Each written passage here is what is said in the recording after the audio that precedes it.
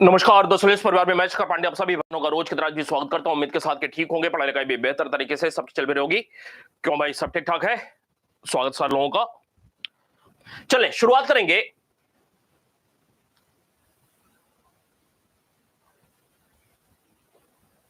बात हमारी यहां तक हो चुकी थी, बात हमारी कल यहां तक हो चुकी थी। अगला प्रश्न लिखा हुआ है, देखेंगे। 8वां प्रश्न है, मिहिर भोज नागभट्ट द्वितीय का पुत्र था। मिहिर भोज का प्रथम अभिलेख वराह लेख है, जबकि सर्व प्रमुख अभिलेख ग्वालियर लेख है। आदि वराह और प्रभास मिहिर भोज की उपाधियां थीं। मिहिर भोज ने राष्ट्रकूट वंश के राजा कृष्ण द्वितीय को नर्मदा के तट पर पराजित किया था। यह प्रश्न भी पूछा हुआ है, यह प्रश्न भी पूछा हुआ है। शुरुआत करेंगे।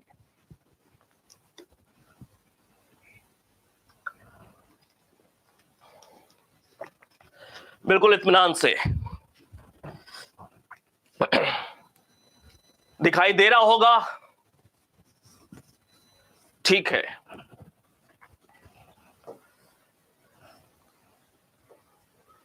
अभी दिखाई दे रहा है। मिहिर भोज नागभट्ट द्वितीय का पुत्र था। मिहिर भोज का प्रथम अभिलेख वराह लेख है, जबकि सर्व प्रमुख अभिलेख ग्वालियर लेख है। मिहिर भोज के संदर्भ में बातें हो रही हैं। आदि वराह और प्रभास ये मिहिर भोज की उपाधियां थीं। मिहिर भोज ने राष्ट्रकूट वंश के राजा कृष्ण द्वितीय को नर्मदा के तट पर पराजित किया था। कौन सा एक असत्य कथन है? ए सी दोनों प्रकार के उत्तर आ रहे हैं। तो आपको मैंने पहले भी बता दिया है कि मिहिर भोज नागभट्ट द्वितीय का पुत्र नहीं है। नागभट्ट द्वितीय का पुत्र कौन था? तो नागभट्ट द्वितीय का पुत्र जो था उसका नाम था रामभद्र। कौन? रामभद्र। और रामभद्र का पुत्र कौन था? मिहिर भोज था। क्यों भाई? मिहिर भोज था। मिहिर भोज का बेटा कौन था? तो मिहिर भोज का दो बेटे कौन? एक महेंद्रपाल, महेंद्रपाल प्रथम। महेंद्रपाल के दो बेटे कौन से? तो एक का नाम है महिपाल। कौन? महिपाल प्रथम। फिलहाल इतने तक पे आते हैं। क्या हो जाएगा? ठीक है, ये जो पहला लिखा हुआ है ना, यही गलत लिखा हुआ है। मिहिर भोज किसका बेटा है? रामभद्र का बेटा है। नागभट्ट द्वितीय का बेटा रामभद्र और रामभद्र का बेटा मिहिर भोज। मिहिर भोज का बेटा महेंद्रपाल प्रथम, महेंद्रपाल प्रथम का बेटा महिपाल प्रथम। इतना ध्यान में तो है सबके? जी बिल्कुल। अब कुछ बातें जो कि बहुत सारे लोग नहीं जानते हैं। मिहिर भोज का प्रथम अभिलेख वराह लेख है। वराह लेख। मिहिर भोज का जो शासन है, मिहिर भोज का शासन कब से कब? तो 836 से 885, यही है ना भाई मिहिर भोज का शासन। ये जो मिहिर भोज है आपको बताया किसका? तो भाई यह रामभद्र का बेटा है, रामभद्र। और रामभद्र के बाबूजी हैं नागभट्ट द्वितीय। नागभट्ट द्वितीय आपको बताया हुआ है। किसी ने एक कमेंट लिखा हुआ था, कोई कंफ्यूजन की स्थिति है कि मिहिर भोज ने सर्वप्रथम कन्नौज को जीत करके प्रतिहारों की राजधानी बनाई थी या नागभट्ट द्वितीय ने? प्रश्न ऊपर है। तो याद रखना है कि नागभट्ट द्वितीय ही पहला राजा था जिसने कन्नौज को हस्तगत करते हुए, चक्रा युद्ध को पराजित करते हुए कन्नौज पर अधिकार कर लिया, अपनी राजधानी बना लिया।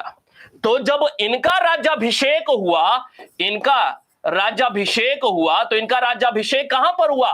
कन्नौज में हुआ। इनका राज्याभिषेक कहां पर हुआ? कन्नौज में हुआ। अब समझें कि अगर मिहिर भोज ने जीता होता कन्नौज को, तो इसका मतलब कि मिहिर भोज का राज्याभिषेक इनके मूल स्थान पर हुआ होता, उज्जैन में हुआ था। कन्नौज में तो नहीं हुआ होता, लेकिन इनका राज्याभिषेक हो रहा है कन्नौज में, ठीक है। और मिहिर भोज जो हैं, कन्नौज में इनका राज्याभिषेक हो रहा है और कन्नौज से ही वराह लेख को जारी किया हुआ था, कन्नौज से ही वराह लेख को जारी किया हुआ था। तो वराह लेख का समय क्या होगा, 836 ईस्वी में वराह लेख को जारी किया गया था कन्नौज से ही। क्लियर है बात, कन्नौज से जारी किया गया था। एक बात, तो वराह लेख, कन्नौज का वराह लेख, पूरा नाम हो गया इसका कन्नौज का वराह लेख, याद रहेगा किसका है, मिहिर भोज का है, ठीक है। अब दूसरी बात, सर्व प्रमुख अभिलेख ग्वालियर प्रशस्ति या ग्वालियर लेख है, किसका है, मिहिर भोज का ग्वालियर प्रशस्ति या ग्वालियर लेख सबसे प्रमुख है। क्यों, क्योंकि अधिकांश जानकारी सर्वप्रमुख क्यों है, क्योंकि पूरे वंश की जानकारी मिलती है, पूरे वंश की जानकारी ग्वालियर प्रशस्ति से मिलती है, एक बात। और ग्वालियर लेख से लगभग सारी बातों की जानकारी मिहिर भोज के संदर्भ में चूंकि प्राप्त होती है, इस वजह से सबसे प्रमुख अभिलेख कौन सा हो जा रहा है, ग्वालियर लेख हो जा रहा है, कोई दो राय नहीं है। क्लियर है बात।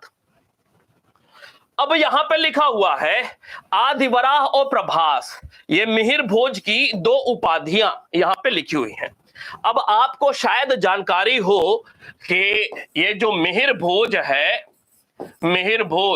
मिहिर भोज के संदर्भ में कुछ लेख या अभिलेख की बात हम लोग कर रहे हैं। इसमें पहले पे हमने बात किया वराह लेख, नहीं बात हो गई, पहला है।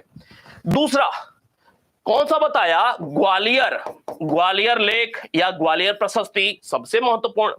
इसके अलावा एक तीसरा है दौलतपुर लेख किसका है, मिहिर भोज का। इस दौलतपुर लेख में इसकी एक उपाधि प्रभास मिलती है, याद रहेगा दौलतपुर लेख, यह प्रभास उपाधि बड़ा ही महत्वपूर्ण है। क्यों भाई, जी ठीक है। और ये जो एक और पेहोवा लेख का नाम आपने सुना होगा, पेहोवा लेख, ग्वालियर ये जो लेख है, यहां पर इसकी एक दूसरी उपाधि आदिवराह की देखने को मिलती है, और यह बड़ा ही महत्वपूर्ण है। आदिवराह की उपाधि आप सबको ज्ञात होगा, आदिवराह की उपाधि। क्यों मेरे भाई, क्लियर है। पेहोवा लेख से क्या जानकारी मिलती है, घोड़ों के क्रय विक्रय की, कई बार यह प्रश्न पूछा जा चुका है, घोड़ों के क्रय विक्रय की जानकारी मिलती है। घोड़ों के क्रय विक्रय की जानकारी कैसे भाई, तो इसमें घोड़ों के बाजार का उल्लेख है, घोड़ों के बाजार का उल्लेख है। इन बाजारों में आयात निर्यात घोड़ों का जो होता था, खरीद बिक्री जो होती थी, उसकी जानकारी है पेहोवा लेख में, पंजाब के पेहोवा क्षेत्र में। क्यों भाई, जी शोभित जी, बिल्कुल। तो 1 2 3 4 कई जगहों पे ग्वालियर चतुर्भुज लेख आपको लिखा हुआ मिलेगा। सुनिएगा, ग्वालियर प्रशस्ति या ग्वालियर लेख या ग्वालियर चतुर्भुज लेख लिखा हुआ मिलेगा, सब एक ही बात है, मिहिर भोज से संबंधित। इसके अलावा इससे जुड़ा हुआ एक और लेख है, लेकिन डायरेक्टली इसका नहीं है और इसके शासन काल का नहीं है, बाद का है। एक है ऊणा अभिलेख, ऊणा लेख। ये जो ऊणा लेख है, इससे जानकारी मिलती है कि काठियावाड़ गुजरात का जो क्षेत्र है, काठियावाड़ पर विजय की जानकारी मिलती है। मिहिर भोज ने इस क्षेत्र को जीता हुआ था, इस बात की जानकारी मिलती है। कहने का मतलब कुल 5 अभिलेख बताया मिहिर भोज से जुड़ा हुआ, याद रहेगी बात।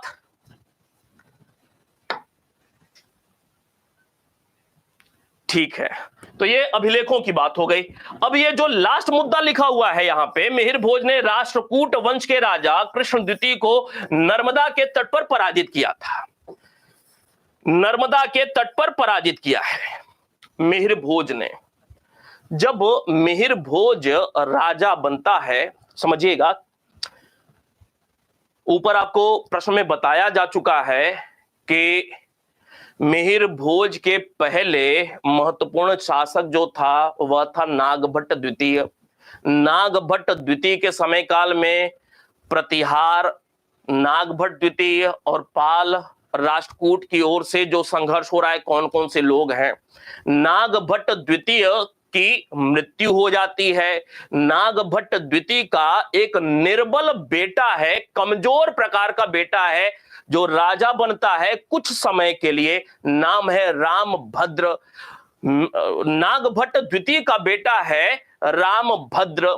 रामभद्र कमजोर है, निर्बल है, तो हुआ ये कि कन्नौज पर अटैक करता है देवपाल। सुनिएगा, कन्नौज पर अटैक करता है देवपाल और देवपाल ने रामभद्र को पराजित किया। रामभद्र को कुछ समय के लिए कन्नौज छोड़कर के भागना पड़ता है। रामभद्र जल्दी ही निपट गए। रामभद्र के बाद देवपाल वापस हो जाता है, कब्जा दोबारा से हो जाता है। रामभद्र की मृत्यु के बाद उनका बेटा मिहिर भोज राजा बनता है। जब मिहिर भोज राजा बनता है, सुनिएगा, देवपाल ने दोबारा से आक्रमण किया। पाल वंश में सबसे वीर विजेता प्रकार का राजा देवपाल। देवपाल जब मिहिर भोज राजा बनता है तो देवपाल ने दोबारा से आक्रमण किया, मिहिर भोज को पराजित कर दिया। देवपाल ने मिहिर भोज पर आक्रमण किया और मिहिर भोज को पराजित कर दिया। यह जो रामभद्र को पराजित किया देवपाल ने, यह जो मिहिर भोज को पराजित किया, इस बात की जानकारी जब अगला टॉपिक हम लोग पाल वंश पढ़ेंगे तो वहां पे रिपीट होगी यह बात। क्या? देवपाल का एक अभिलेख है मुंगेर। मुंगेर लेख से इस बात की जानकारी मिलती है कि देवपाल ने, ध्यान से, मुंगेर लेख से इस बात की जानकारी मिलती है कि देवपाल ने कन्नौज पर विजय हासिल किया हुआ था। प्रतिहार शासक कौन कौन से? रामभद्र और मिहिर भोज, बाप बेटे को पराजित किया हुआ था। देवपाल पराजित करता है, फिर वापस हो जाता है। मिहिर भोज परेशान है, भागते फिर रहे हैं। देवपाल वापस होता है, मिहिर भोज दोबारा से कब्जा कर लेता है। तब तक नीचे से अब दूसरा राजा आता है। कौन आएगा? कोई बताएगा? नीचे से कृष्ण द्वितीय आता है। दक्षिण भारत राष्ट्रकूट की ओर से कृष्ण द्वितीय आता है। कृष्ण द्वितीय जो है वह पराजित करता है। ये कृष्ण द्वितीय मिहिर भोज को पराजित करता है। तो मिहिर भोज किससे हार रहे हैं? देवपाल से भी हारे और कृष्ण द्वितीय से भी हारते हैं। कृष्ण द्वितीय दोनों से पराजित हुए। कौन? मिहिर भोज। लेकिन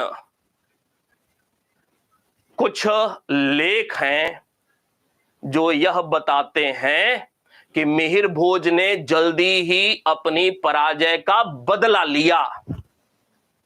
जल्दी ही अपनी पराजय का बदला लिया। मिहिर भोज ने देवपाल को पराजित किया। मिहिर भोज ने देवपाल को पराजित किया, हालांकि देवपाल ने पहले मिहिर भोज को पराजित किया हुआ था। दूसरी बात, मिहिर भोज ने कृष्ण द्वितीय को पराजित किया नर्मदा के तट पर। कृष्ण द्वितीय को पराजित किया और इस बात की जानकारी कहां से मिलती है? भवनगर। ये जो भावनगर है ना, गुजरात वाला भवनगर, भवनगर से एक लेख प्राप्त हुआ है। भवनगर लेख से पता चलता है कि राष्ट्रकूट राजा कृष्ण द्वितीय को मिहिर भोज ने नर्मदा के किनारे पराजित किया हुआ था। तो अपनी हार का बदला मिहिर भोज ने चुका लिया और कन्नौज पर अंतिम समय तक शासन करता चला गया था। यह पूरी कहानी मिहिर भोज को लेकर के आपको बताई। उम्मीद करता हूं बात अच्छे से स्पष्ट हो गई होगी। क्लियर है बात?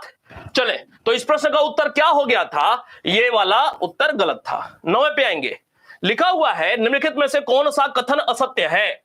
नागभट्ट द्वितीय ने गंगा में जल समाधि ली थी। नागभट्ट द्वितीय अभी चल ही रहा है। सुलेमान ने मिहिर भोज को अरबों का सबसे बड़ा शत्रु बताया था, यह भी प्रश्न पूछा हुआ है। मिहिर भोज शैव धर्मानुयायी था, यह भी पूछा हुआ है प्रश्न। मिहिर भोज ने द्रह्म नामक चांदी का सिक्का चलाया था, यह भी प्रश्न पूछा हुआ है एक एक लाइन के तथ्य में। हाँ भाई, क्या सही गलत हो जाएगा?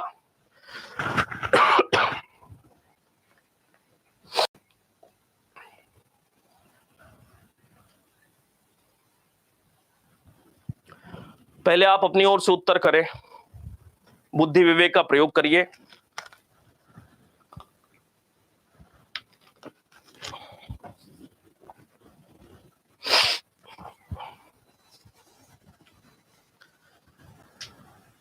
सी गलत है, सी नहीं गलत है अभिजीत जी, सी नहीं गलत है। सारे लोग उत्तर करिए एक बार, सबके उत्तर देख लें फिर मैं बताता हूं। जो भी हम लोग कुछ पढ़ेंगे ना, बिल्कुल प्याज की तरह छील करके हम लोग जानकारी हासिल करेंगे। डी, ए, सी, अभिजीत जी सी पे लगे हुए हैं, तो अभिजीत जी की बात हम लोग मान लेते हैं। मिहिर भोज शैव धर्मानुयायी था, यही बात गलत है, असत्य है। मिहिर भोज क्या था? वैष्णव धर्म का अनुयायी था, वैष्णव धर्म। मिहिर भोज वैष्णव था, ठीक है। चले, नागभट्ट द्वितीय गंगा में जल समाधि लेने वाला अन्य राजाओं के जैसे ही यह भी था जिसने गंगा में जल समाधि ली थी। नागभट्ट द्वितीय, याद रखिएगा, संगम, प्रयागराज संगम में जल समाधि लेने वाले राजाओं के नाम याद रखना है। गंगा में जल समाधि लेने वाले राजाओं के नाम याद रखना है, आपको बताया हुआ है हाल फिलहाल में ही सब। तो नागभट्ट द्वितीय ने गंगा में जल समाधि लिया हुआ था, ठीक है। नागभट्ट द्वितीय वही जिनका बेटा रामभद्र था और रामभद्र का बेटा मिहिर भोज था, ठीक है। सुलेमान ने मिहिर भोज को अरबों का सबसे बड़ा शत्रु कौन था? तो अरबों का सबसे बड़ा शत्रु मिहिर भोज था। न जाने कितनी बार यह प्रश्न पूछा हुआ है।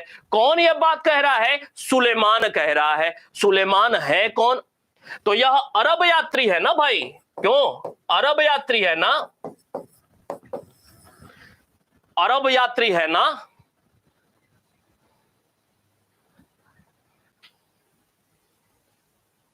अरबी, ठीक है। अब मुझे एक बात बताएं, जब अरब यात्रियों की बात आ रही है तो एक प्रश्न बनेगा ना कि भारत आने वाला पहला अरब यात्री कौन था?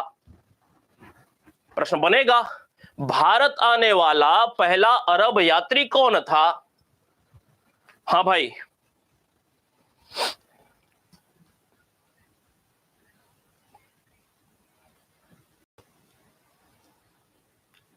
बताएंगे जरा कि भारत आने वाला पहला अरब यात्री कौन है?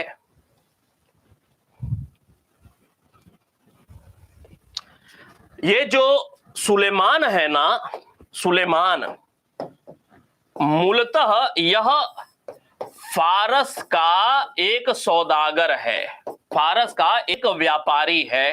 याद रखिएगा, ये पता नहीं होगा। फारस ईरान क्षेत्र, ईरान खुरासान वाला जो क्षेत्र है, वहां का एक व्यापारी है जो कि कुछ समय के बाद इराक का बसरा स्थान है ना, बसरा में बस गया था, में बस गया। और यह पूरा क्षेत्र अरब लोगों से पटा हुआ था। इसी संदर्भ में इसे अरबी कहा जाता है, ठीक है। मूल रूप से यह क्या है? ईरानी है, लेकिन अरब क्षेत्र के अंतर्गत आने की वजह से अरबी कहा जाता है। भारत आने वाला यह प्रथम अरबी यात्री के रूप में जाना जाता है। प्रथम अरबी यात्री, यह पहला अरबी यात्री है। तो फिर एक प्रश्न बनता है कि भारत के विषय में लिखने वाला पहला अरबी कौन था? यह दूसरे प्रकार का प्रश्न। क्या होगा उत्तर? भारत आने वाला पहला अरबी हो गया सुलेमान। भारत के विषय में लिखने वाला पहला अरबी कौन था, लेखक कौन था?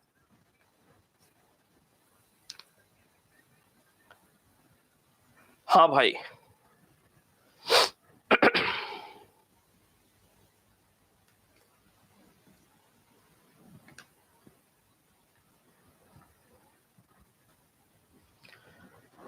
भारत आने वाला पहला हो गया सुलेमान, भारत के विषय में लिखने वाला पहला अरबी, भारत के विषय में लिखने वाला आप लोग लिख रहे हैं अल बरूनी, तो भारत के विषय में लिखने वाला भी यही था, सुलेमान ही था। इसका मतलब अच्छे से आपको पता नहीं है। क्यों भाई? भारत के विषय में लिखने वाला पहला। चले, अब निश्चित रूप से कोई ना कोई किताब होगी इसकी, सुलेमान की कोई ना कोई किताब होगी, तभी तो भारत के विषय में कुछ लिखा है इसने। किताब कौन सी है? सुलेमान की पुस्तक का नाम है सिलसिला तुक तवारिख, याद रहेगा, सिलसिला तुक तवारिख।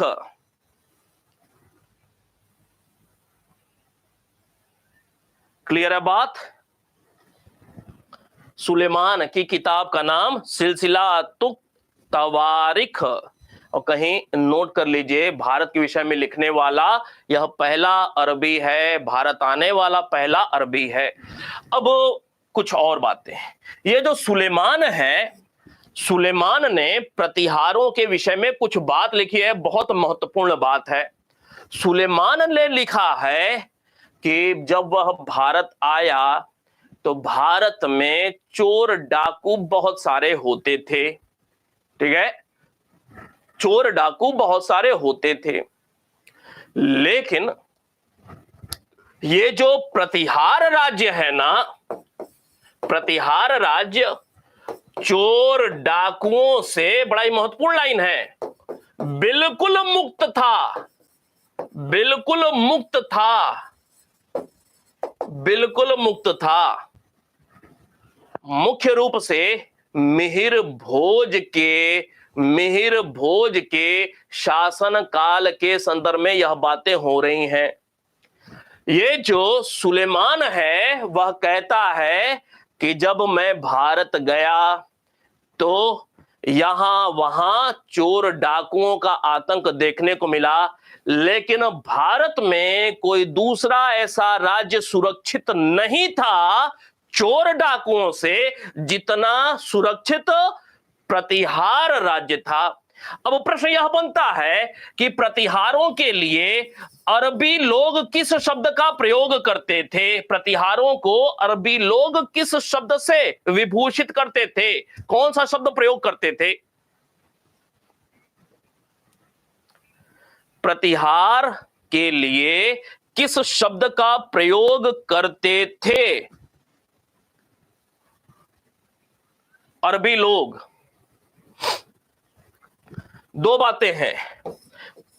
प्रतिहार जो थे, प्रतिहार अरबियों को ताजिक कहते थे। प्रतिहार अरबों को ताजिक कहते थे। अरबी क्या कहते थे? बऊर कहते थे। याद रहेगी बात, बऊर कहते थे, ठीक है। शशिकला जी, अल जुज्र शब्द है वो नहीं, ठीक है। चले, तो ये कुछ बातें सुलेमान के संदर्भ में। सुलेमान ने मिहिर भोज को अरबों का सबसे बड़ा शत्रु बताया हुआ है, याद रखिएगा। मिहिर भोज वैष्णव था। मिहिर भोज ने चांदी का एक सिक्का चलाया था, द्रम नाम का सिक्का चलाया था, निश्चित रूप से आपको याद होगा। आगे बढ़ जाए। चले, जो भी बातें न पता हो नोट होना चाहिए। कौन सा कथन असत्य है? महेंद्रपाल प्रथम के समय प्रतिहार साम्राज्य अपने चरमोत्कर्ष पर था। मतलब मिहिर भोज से भी बड़ा मिहिर भोज से भी, नागभट्ट द्वितीय से भी बड़ा प्रतिहार साम्राज्य का मालिक था महेंद्रपाल प्रथम, कुछ ऐसी बात लिखी हुई है। दूसरी बात, उसके दरबारी राजशेखर थे जिन्होंने प्राकृत भाषा में कर्पूर मंजरी की रचना की थी। किस भाषा में? प्राकृत भाषा में कर्पूर मंजरी की रचना की थी। तीसरी बात, महेंद्रपाल प्रथम के समय अरब यात्री अल मसूदी भारत आया था। और चौथी बात, सास बहु अभिलेख का संबंध महिपाल द्वितीय से है। कौन सा एक असत्य है?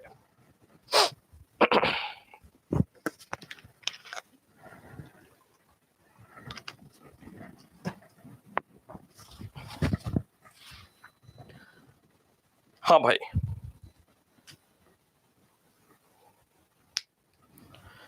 क्या हो जाएगा सही उत्तर? कुछ लोग ए लिख रहे हैं, कुछ लोग सी लिख रहे हैं।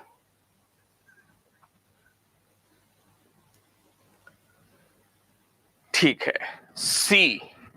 अधिकांश लोग सी लिख रहे हैं, मतलब अल मसूदी जो है यह इसके शासन काल में नहीं आया है, मतलब ये। और बात बिल्कुल सही कह रहे हैं आप लोग, सी गलत है। महेंद्रपाल प्रथम के समय नहीं आया था। किसके समय काल में आया था आप ही बताएंगे? अल मसूदी महिपाल के समय आया था। बिल्कुल, महिपाल प्रथम के समय काल में अल मसूदी भारत आया था। कब आया था? 915 ईस्वी में। कब भाई? 915 ईस्वी में अल मसूदी भारत आ रहा है। राजा कौन है? महिपाल प्रथम है। नहीं, ठीक है। अब एक प्रश्न और, किस अरब यात्री ने, किस अरबी यात्री ने, अब यहां पे आपको यह भी स्पष्ट हो गया होगा, यह 10वीं सदी हो रहा है ना भाई, 10वीं सदी हो रहा है ना। 915 का मतलब क्या हो रहा है? अल मसूदी कब आ रहा है? 10वीं सदी में। सुलेमान कब आ रहा है? 9वीं सदी में। क्लियर है ना बात? सुलेमान 9वीं सदी में, मिहिर भोज के समय काल में, अल मसूदी 10वीं सदी में, महिपाल प्रथम के समय काल में। इतना तो याद होगा। अब एक बहुत महत्वपूर्ण बात, ये जो अल मसूदी है, इस अल मसूदी ने महिपाल प्रथम के सेना के संदर्भ में जानकारी दी है। सेना की जानकारी कुछ दिया हुआ है। अब क्या जानकारी है वह महत्वपूर्ण नहीं है। सेना को 4 भागों में बांटा गया था। एक भाग इससे लड़ती थी, दूसरी उसके लिए थी, एक सुरक्षित रखी गई थी। इस प्रकार की जानकारी दे रहा है, वह महत्वपूर्ण नहीं है। महत्वपूर्ण यह है कि महिपाल प्रथम क्या है? प्रतिहार। प्रतिहारों के सेना की जानकारी कौन दे रहा है? तो प्रतिहार वंश के सेना की जानकारी अल मसूदी दे रहा है। यह आपकी कॉपी में नोट होना चाहिए। डायरेक्ट कहीं नहीं मिलेगा, डायरेक्ट लिखा हुआ कहीं नहीं मिलेगा कि प्रतिहारों के सेना की जानकारी कौन दे रहा है। प्रतिहार काल में कौन कौन से विदेशी आए, उन विदेशियों ने क्या क्या प्रतिहारों के विषय में जानकारी दिया है, उन जानकारी में से यह खोज करके निकाला गया है। तो प्रतिहारों के सेना के विषय में जानकारी कौन दे रहा है? अल मसूदी दे रहा है। याद रहेगी बात? ठीक है। अब मुझे एक बात बताएं, यहां पे ये लिखा हुआ था राजशेखर, जो महेंद्रपाल प्रथम के भी हैं, महिपाल प्रथम के भी दरबारी हैं। नहीं, दोनों के दरबारी हैं। क्या प्राकृत भाषा में कर्पूर मंजरी की रचना की थी? क्यों? क्या प्राकृत भाषा में कर्पूर मंजरी लिखा गया था?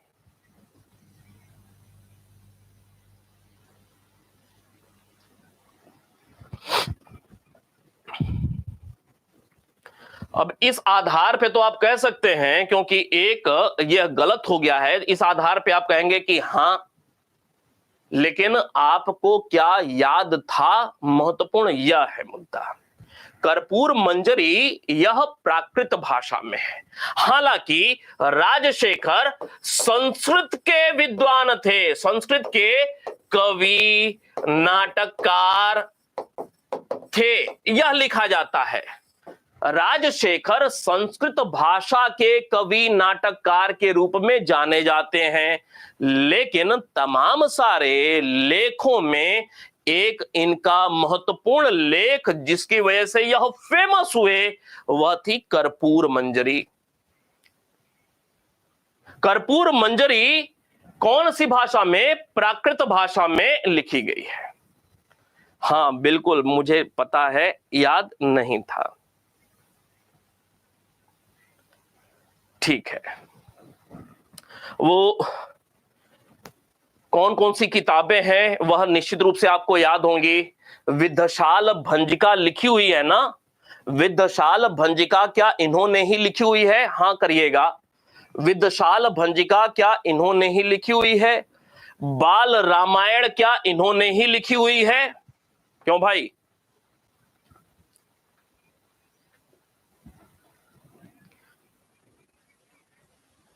क्या भुवन कोश इन्होंने ही लिखी हुई है? भुवन कोश, बाल रामायण भुवन कोश, क्या बाल कोश नाम से भी किताब लिखी हुई है? बाल रामायण जी, बाल रामायण, बाल भारत, सुन लीजिएगा, बाल भारत, और जो बाल भारत किताब है उसे ही प्रचंड पांडव के नाम से भी जाना जाता है। एक और जानकारी, इन्होंने एक किताब लिखी है बाल भारत। बाल रामायण में राम जी की कथा, बाल भारत में महाभारत से जुड़ी हुई कथा। बाल भारत किताब राजशेखर की, इसे प्रचंड पांडव के नाम से भी जाना जाता है। तो एक प्रश्न और निकल करके आ गया कि राजशेखर की निम्नलिखित में से कौन सी किताब नहीं है? तो बाल रामायण, बाल कोश, फिर भुवन कोश, बाल भारत, काव्य मीमांसा भी तो इन्होंने लिखी हुई है। क्यों? काव्य मीमांसा भी इनके द्वारा लिखी गई है। हाँ लिखी गई है। हर विलास भी इनकी एक किताब है। हर विलासम नहीं, हर विलास भी इनकी एक किताब है। बाल भारत को प्रचंड पांडव भी कहा जाता है। तो याद रखिएगा, प्रचंड पांडव किसकी किताब है? प्रचंड पांडव राजशेखर की ही किताब है। ठीक है, चले, तो ये कुछ किताबों के संदर्भ में बात। यहां पे एक बात लिखा हुआ है, सास बहु अभिलेख। सास बहु मंदिर तो हमने सुना हुआ है, सास बहु का मंदिर सुना हुआ है, फेमस मंदिर है, लेकिन अभिलेख यहां पे लिखा हुआ है। अब कुछ बातें ध्यान में, किससे लिखा हुआ है? संबंधित महिपाल द्वितीय से। कुछ हल्की किताबों में, कुछ हल्की किताबों में ठीक ठाक किताबें हैं, वहां पे सास बहु अभिलेख महिपाल प्रथम का बताया गया है, महिपाल प्रथम का बताया गया है, लेकिन यह गलत है। सास बहु अभिलेख का संबंध महिपाल द्वितीय से है, यही ध्यान में रखना है। क्लियर है बात? चले अगले प्रश्न पे आते हैं। लिखा हुआ है, निम्नलिखित प्रतिहार राजाओं को उनके कालक्रम के अनुसार लगाएं। कालक्रम के अनुसार। अच्छा, इसमें एक बात और, इसमें जो पहली बात लिखी हुई थी, महेंद्रपाल प्रथम के समय प्रतिहार साम्राज्य अपने चरमोत्कर्ष पर था, ये क्यों ऐसे हुआ? क्यों ऐसा हुआ? क्योंकि महेंद्रपाल प्रथम के जो पिता थे और उनके पिता थे नागभट्ट द्वितीय, फिर मिहिर भोज। मिहिर भोज के समय जितना बड़ा साम्राज्य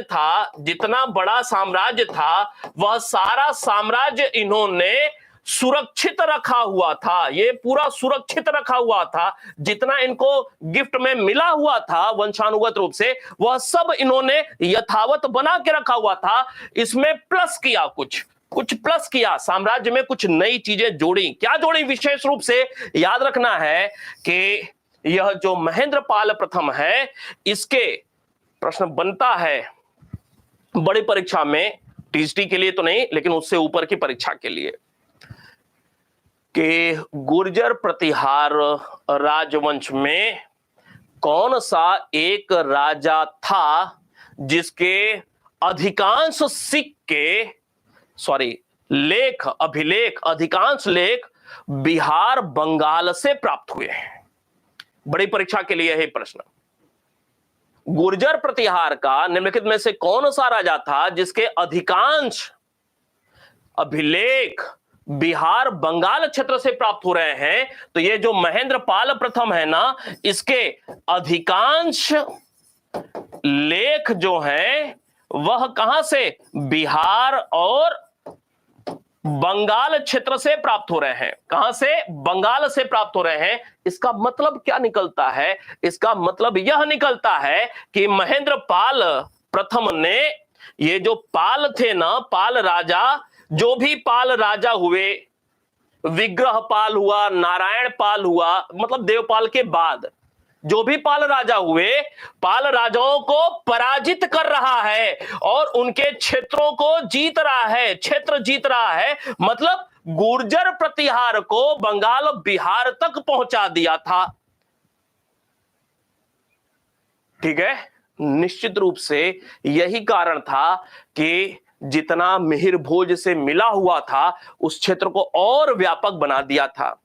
कहा जाता है कि महेंद्रपाल प्रथम के समय हिमालय से लेकर के रेवा नदी तक, रेवा वही शतपथ ब्राह्मण में जिसका सबसे पहले उल्लेख नर्मदा के लिए हुआ है, नर्मदा तक, हिमालय से लेके नर्मदा तक, काठियावाड़ क्षेत्र के विजय की जानकारी ऊणा अभिलेख से मिलती है और बिहार बंगाल के तमाम सारे क्षेत्रों में इसके लेख हाल फिलहाल तक प्राप्त हुए हैं। तो गुजरात से लेकर के बंगाल तक, हिमालय से लेकर के नर्मदा नदी तक, इतने बड़े क्षेत्र का स्वामी था महेंद्रपाल प्रथम। आपको पहले 3-4 दिन पहले भी बताया हुआ था कि लोग कहते हैं हर्षवर्धन बहुत महान था। एक बहुत मशहूर इतिहासकार रहे हैं, आपको जानकारी नहीं है। हर्षवर्धन के लिए जैसे एक शब्दावली का प्रयोग किया जाता है ना, अंतिम महान हिंदू सम्राट, तमाम सारे इतिहासकार बोलते हैं। क्यों भाई, याद है? अंतिम महान हिंदू सम्राट एक इतिहासकार है, उतना नाम तो नहीं हुआ लेकिन बहुत अच्छे रिसर्चर रहे हैं। नाम है बी पाठक। उन्होंने महेंद्रपाल प्रथम को हर्षवर्धन से भी ज्यादा महान बताया है और अंतिम महान हिंदू सम्राट महेंद्रपाल प्रथम को ही घोषित किया है। याद रहेगी बात? जी अभय जी, बीएन पाठक जी, क्लियर है? तो ये कुछ बातें हैं। अब बातें जब होती हैं, निकलती हैं, तो अपने आप से बहुत सारी चीजें याद आती रहती हैं। निश्चित रूप से लाभ उठाया करें इन बातों का। ये कुछ ऐसी चीजें हैं, इतिहास का विद्यार्थी आपको चूंकि हैं तो इन सारी खास बातों की जानकारी अलग से होनी चाहिए। इतिहास आपका चूंकि मूल विषय है, समझिएगा। बहुत सारे लोग के दिमाग में यह होगा कि हमें सिर्फ परीक्षा देनी है, पास कर जाना है, इतिहास से क्या मतलब। जो भी मूल विषय है, मतलब है, क्योंकि यही जो विषय है आपको 60 साल तक यही आपको घसीटते रहना है अपने साथ हर वर्ष। मतलब है। और सिर्फ इत्तू सी जो बोला जाता है ना, जानकारी रखेंगे तो शायद काम नहीं चलेगा। तो कुछ खास खास जो कहानी वाली बातें हैं, विशेष ज्ञान निश्चित रूप से विषय का होना जरूरी है। अगले प्रश्न पे, ये लास्ट प्रश्न है प्रतिहार को लेकर के, कालक्रम के हिसाब से लगाना है। महिपाल प्रथम, देवपाल, विजयपाल, महेंद्रपाल द्वितीय। मैं क्रोनोलॉजी में अभी बताऊंगा और आप बस कहीं नोट कर लीजिएगा, एक लाइन में आएगा, एक लाइन में। इन चारों में से कोई एक सही है। कौन सा सही है मैं अभी बता देता हूं, आपको निश्चित रूप से याद नहीं होगा, लेकिन क्रोनोलॉजी में जो कुछ खास खास राजवंश हैं उनके विषय में हमें निश्चित रूप से याद रखना है। ठीक है? हाँ भाई, एक बार अपनी ओर से उत्तर करें।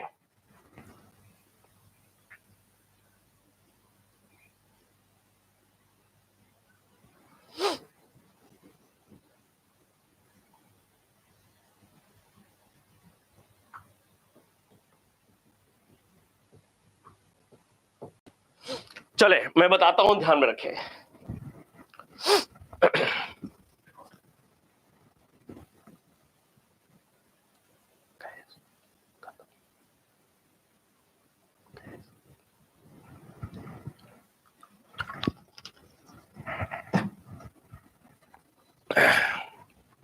देखें, महिपाल प्रथम, यहां तक बात हो चुकी है। महेंद्रपाल प्रथम के बाद महिपाल प्रथम उसका बेटा। महिपाल प्रथम के बाद अगला नाम आएगा महेंद्रपाल द्वितीय का। महेंद्रपाल द्वितीय के बाद अगला नाम आएगा देवपाल का। यह भी प्रतिहार वंश का राजा है। ठीक है, कंफ्यूजन में नहीं रखना है। फिर इसके बाद अगला नाम आएगा महिपाल द्वितीय का। पहले इतने को ध्यान में रखें। हाँ भाई, स्वागत है सुनीता जी। ठीक है, महिपाल प्रथम, महेंद्रपाल, देवपाल, महिपाल द्वितीय।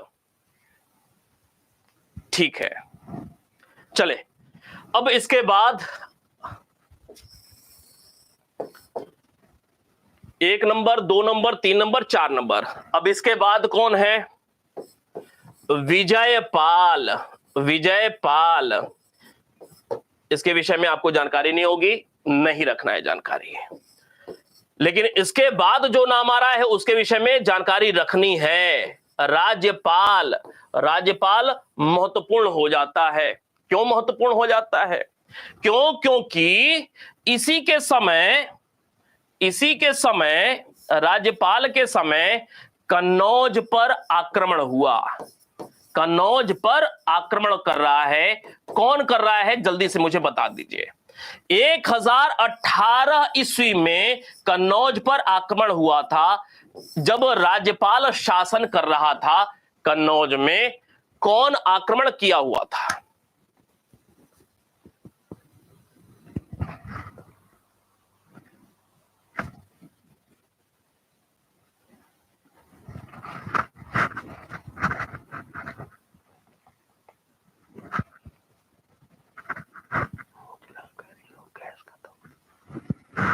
हाँ भाई, किसने आक्रमण किया हुआ था? महमूद गजनवी। शाबाश। कौन? महमूद गजनवी। तो महमूद गजनवी ने कन्नौज पर आक्रमण किस वर्ष किया था, यह भी अपने आप में प्रश्न बनता है। और यह भी बनता है कि महमूद गजनवी के आक्रमण के समय कन्नौज का राजा कौन था। क्लियर है बात? और राज्यपाल जान बचा करके भाग जाता है। राज्यपाल जान बचा करके चूंकि भाग गया, तो विद्याधर चंदेल साहब जो थे, विद्याधर चंदेल नाराज होता है। राजपूत राजा है नहीं, हालांकि चंदेलों के लिए किसी खास इतिहासकार ने लिखा हुआ है कि वह किसी खास जनजाति से बिलोंग करते थे। ठीक है, आपको बताया हुआ है, अब आप दिमाग चलाइए किसने कहा है। लेकिन विद्याधर चंदेल नाराज होते हैं कि राज्यपाल कैसे भागा, लड़ना चाहिए था। विद्याधर चंदेल ने एक टीम बनाया, एक संघ, 2-4 राजाओं का संघ बनाया, सबको हां हां करवाया कि नहीं ये गलत काम किया है। उसके बाद अपने एक सेनापति को लगा दिया, हत्या कर दो। विद्याधर चंदेल ने हत्या करवा दिया, खुद नहीं किया कि गया चाकू लगा दिया, नहीं, हत्या करवा दिया। ठीक है, राज्यपाल का काम खत्म। इसके बाद अगला नाम कौन सा? तो भाई राज्यपाल के बाद त्रिलोचन, त्रिलोचन पाल। कुछ भी खास नहीं है त्रिलोचन के विषय में। और अंतिम यशपाल, यशपाल, यशपाल यही अंतिम राजा रहे, अंतिम राजा। क्या इस प्रश्न का सही उत्तर है? यह बी वाला है। और इसके बाद कौन कौन से हो रहे हैं? विजयपाल, राज्यपाल, त्रिलोचन और यशपाल। आपको निश्चित रूप से याद रखना है,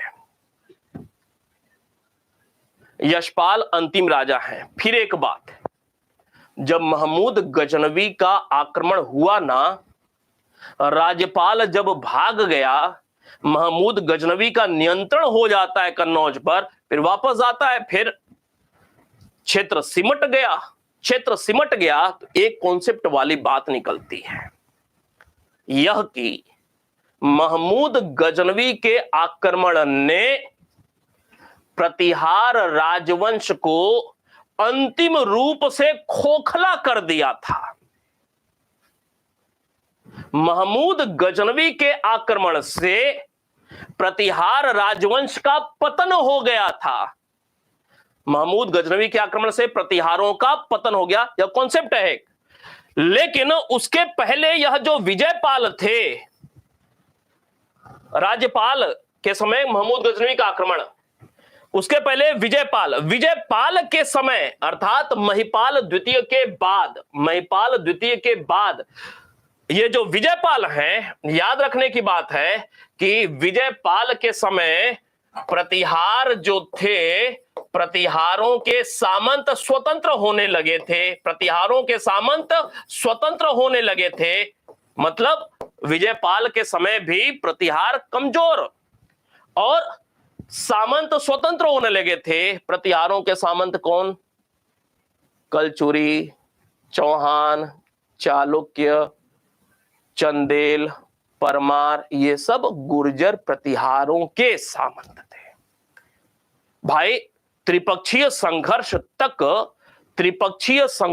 तक उत्तर भारत में सिर्फ दो ही बड़ी शक्ति दिखाई दे रहे हैं ना। त्रिपक्षीय संघर्ष लगभग पौने 200 वर्ष तक चला त्रिपक्षीय संघर्ष। 8वीं सदी के अंत से शुरुआत हो रहा है। इसका मतलब कि उत्तर भारत में त्रिपक्षीय संघर्ष जब तक चल रहा है तब तक दो ही राजवंश है उत्तर भारत में मुख्य, पाल, प्रतिहार। उत्तर भारत में, दक्षिण भारत में राष्ट्रकूट। सिर्फ दो ही प्रमुख हैं, तो जो भी अन्य हैं वह सब इनके मातहत हैं, मतलब इन्हीं के सामंत हैं। क्यों भाई? ये जो भी लोग हैं, चौहान, चालुक्य, त्रिपुरी, कलचुरी वाले, फिर चंदेल आदि आदि, परमार आदि, ये सब कौन है? ये सब यही सामंत लोग हैं जिन्होंने अपने आप को सामंत पद से स्वतंत्र किया और स्वतंत्र राजवंश अपने अपने स्थापित किए। तो अपने आप में यह भी महत्वपूर्ण हो जाता है कि किस वंश का प्रथम संस्थापक, वो संस्थापक या प्रथम राजा कौन था। क्लियर है बात? तो ये कुछ बातें आपके जानकारी के लिए। बात को आगे ले चलेंगे। प्रतिहार राजवंश के बाद अब अगला हमारा महत्वपूर्ण काम शुरू होता है राष्ट्रकूट को लेकर के। पहला प्रश्न लिखा हुआ है, निम्नलिखित में से कौन सा एक कथन असत्य है? राष्ट्रकूटों की आरंभिक राजधानी मानेखेत थी। राष्ट्रकूटों की आरंभिक राजधानी मानेखेत थी। राष्ट्रकूट बादामी के चालुक्यों के सामंत थे। राष्ट्रकूटों के प्रबल शत्रु वेंगी के चालुक्य थे। राष्ट्रकूटों का अंत कल्याणी के चालुक्यों ने किया था। कितना अच्छा प्रश्न।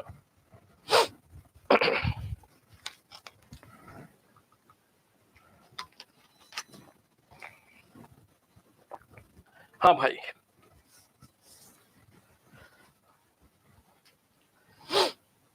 जी 10वीं सदी तक चला। ठीक है, क्या हो जाएगा इस प्रश्न का सही उत्तर? तमाम सारे लोग ए लिख रहे हैं, क्या यह बात बिल्कुल सही है? मयूर खिंदी, बहुत बढ़िया। तो भाई ये जो पहला विकल्प है इसमें यह गलत है। मानेखेत जो राजधानी बनती है यह बाद में किसके समय काल में? अमोघ वर्ष के समय काल में, अमोघ वर्ष के समय काल में। और शुरुआत में अर्थात जो पहला राष्ट्रकूट राजा है दंतिदुर्ग, संस्थापक राष्ट्रकूटों का दंतिदुर्ग, दंतिदुर्ग के समय मयूर खिंदी, वही महाराष्ट्र क्षेत्र में मयूर खिंदी, ये आरंभिक राजधानी के रूप में जाना जाता है। नहीं, ठीक है। अब ये जो मानेखेत है, क्या इसको मालखेड़ा के नाम से भी जाना जाता है? क्या जानकारी है? अगर मानेखेत नहीं आया, मालखेड़ा आ गया, क्या आपको जानकारी है?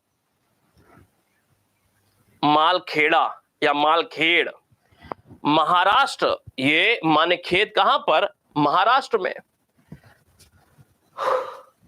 ये जो महाराष्ट्र में एक जिला है शोलापुर, नाम सुना हुआ है? शोलापुर, शोलापुर वाला जो क्षेत्र है ना, वही मानेखेत था, दिमाग में रखिएगा। ठीक है जी, मालखेड़ याद रखिएगा। मानेखेत को मालखेड़ या मालखेड़ा के नाम से भी जाना जाता है। मानेखेत का मतलब वर्तमान शोलापुर का क्षेत्र, याद रहेगा। ठीक है। अब यहां पे दूसरी बात लिखी हुई थी कि राष्ट्रकूट बादामी के चालुक्यों के सामंत थे। क्या यह बात सही है? निश्चित रूप से जब ऊपर वाला एक गलत हो गया तो यह तो सही लिखा होगा, और आपको निश्चित रूप से याद होगा भी। नहीं याद है जिनको, वो ध्यान में रखिए। 3 चालुक्य हैं, वैसे तो 4 हैं, गुजरात वाला भी देख लिया जाए तो। फिलहाल 3 चालुक्य कौन? बादामी के चालुक्य, वेंगी के चालुक्य, कल्याणी के चालुक्य। ये जो बादामी के चालुक्य हैं, इन्हीं का सामंत है राष्ट्रकूट के आरंभिक राजा। ये जो दंतिदुर्ग है, दंतिदुर्ग, यह सामंत था किसका? तो सामंत राजा बनने के पहले सामंत था बादामी के चालुक्यों का। अब बादामी के चालुक्यों में राजा कौन था जिसका यह सामंत था? तो आपको याद रखना है विक्रमादित्य द्वितीय का नाम। कौन? विक्रमादित्य द्वितीय था, इसी का यह सामंत था दंतिदुर्ग राजा बनने के पहले।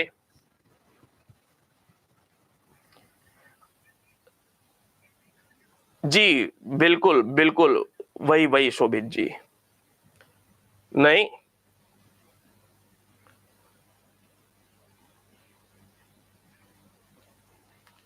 ठीक है,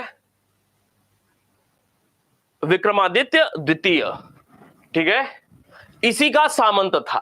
विक्रमादित्य द्वितीय जब राजा थे, आपको याद है कि बादामी के चालुक्यों का संस्थापक कौन है?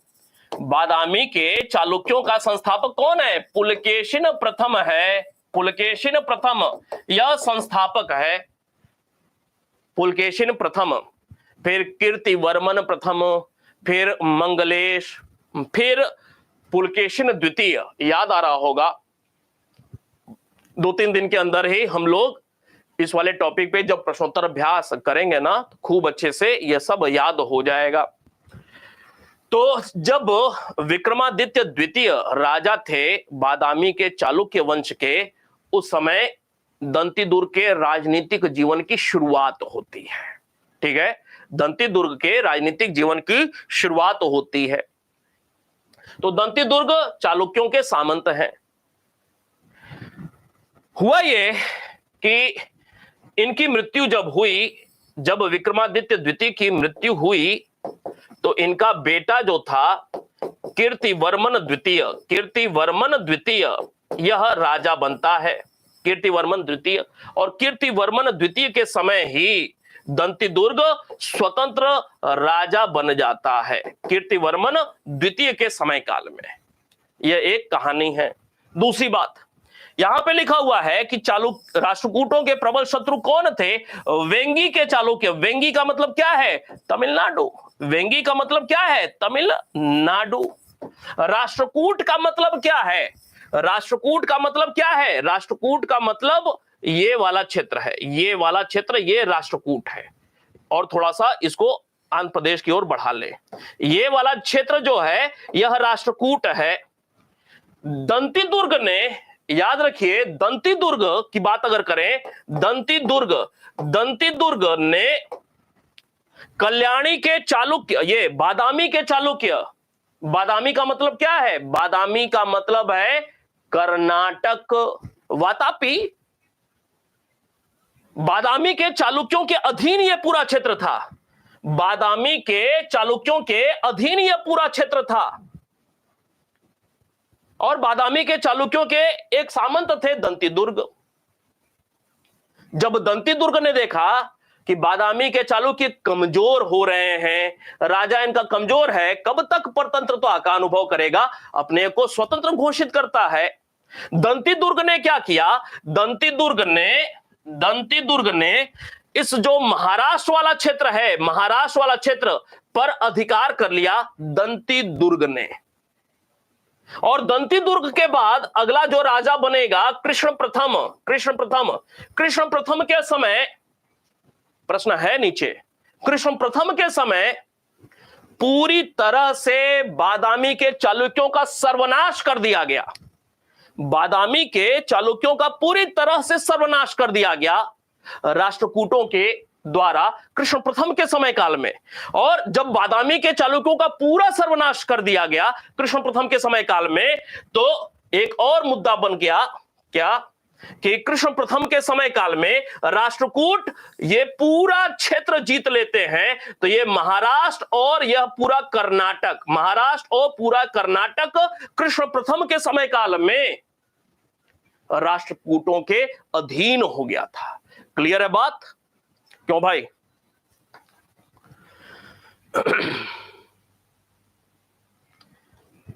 ठीक है, अब यहां पे आते हैं। वेंगी के चालुक्य प्रबल शत्रु थे। वेंगी के चालुक्य प्रबल शत्रु थे। क्यों? क्योंकि सर्वाधिक लड़ाई राष्ट्रकूटों की वेंगी के चालुक्यों से ही हुई। शादी ब्याह का भी संबंध था, वैवाहिक संबंध भी था, वैवाहिक संबंध भी था आपस में। समय समय पे यहां की राजकुमारी का विवाह यहां से होता था, वैवाहिक संबंध भी था। बावजूद इसके प्रबल शत्रु थे, लड़ाई हमेशा होती रहती थी। तो प्रबल शत्रु के रूप में वेंगी के चालुक्य। अंत राष्ट्रकूटों का अंत कल्याणी के चालुक्यों ने किया। कल्याणी के चालुक्य वंश की स्थापना किसने किया? आपको याद होगा तैलप द्वितीय का नाम, तैलप द्वितीय। क्यों भाई? तैलप द्वितीय नाम याद है?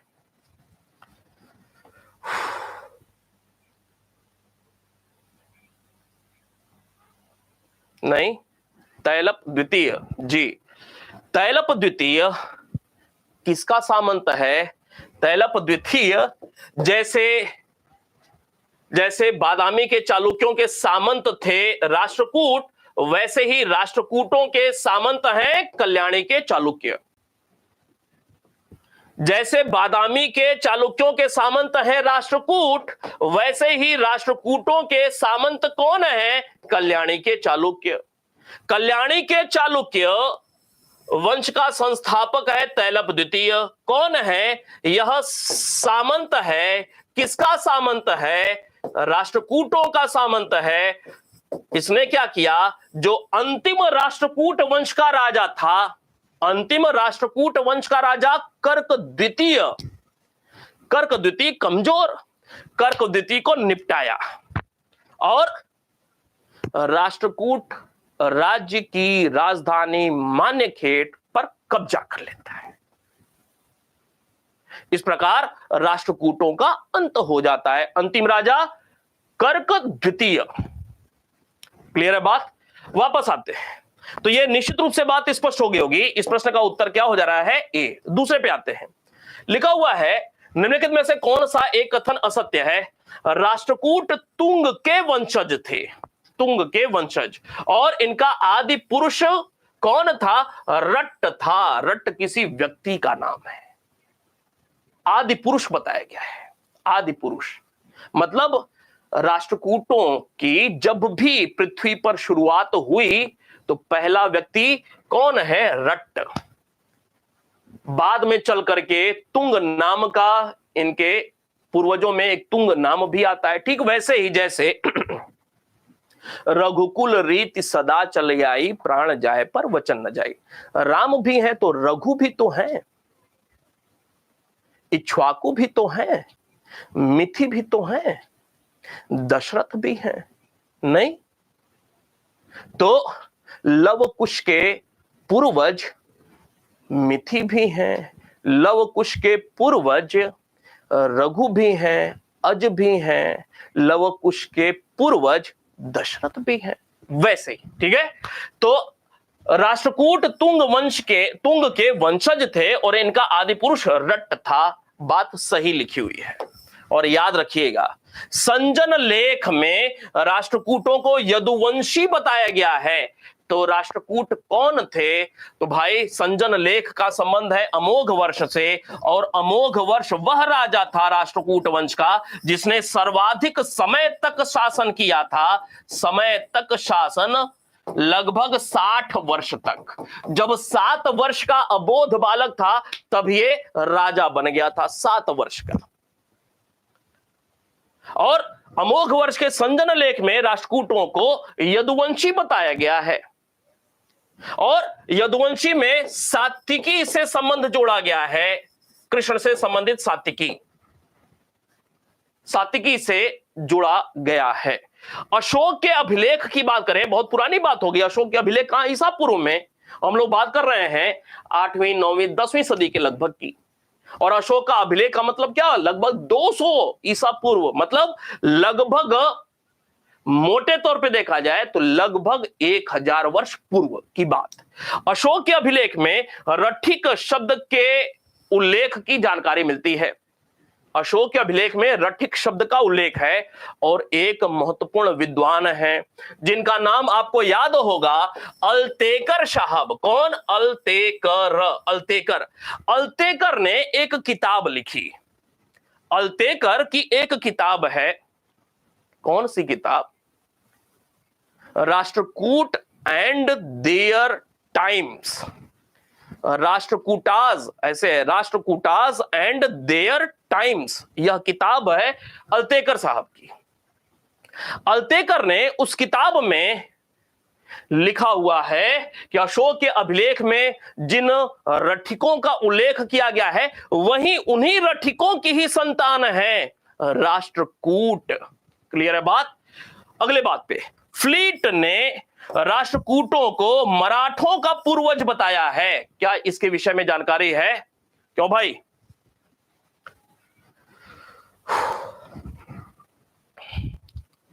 क्या इसके विषय में कोई जानकारी है?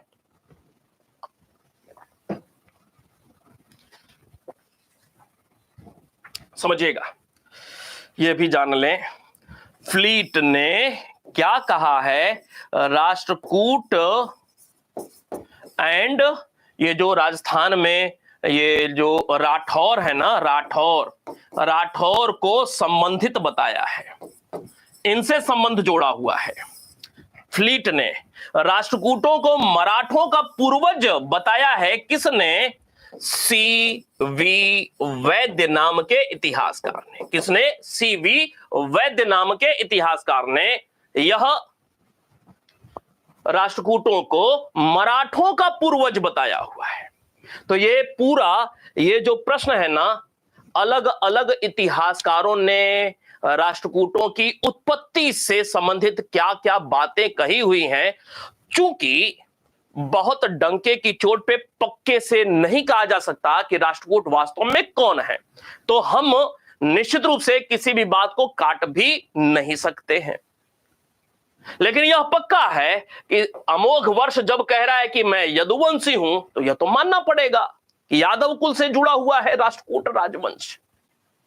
और फ्लीट कुछ और बात कह रहे हैं, और वैद्य साहब कुछ और बात कर रहे हैं, और अल्तेकर कुछ अलग बात कर रहे हैं। इन तीनों के नाम बस आपको याद रखना है। अशोक के अभिलेख में रठिक शब्द का प्रयोग हुआ है, और तमाम सारे इतिहासकार, अल्तेकर विशेष रूप से कहते हैं कि वही रठिक से ही राष्ट्रकूटों की उत्पत्ति हुई है। क्लियर है बात?